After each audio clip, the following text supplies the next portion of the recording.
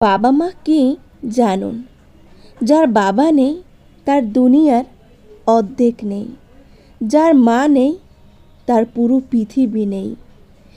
পৃথিবীর সব থেকে দামি জিনিস হলো মায়ের শাসন আর বাবার আদর। যে কাঁদিয়ে মানিয়ে নেয় সে হলো বাবা, আর যে কাঁদিয়ে নিজে কেঁদে ফেলে সে হলো মা।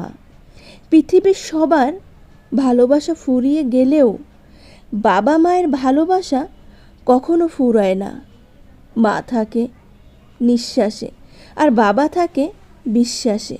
জীবনের এক পর্যায়ে এসে দেখবেন বাবা মা ছাড়া আপনার পাশে কেউ নেই।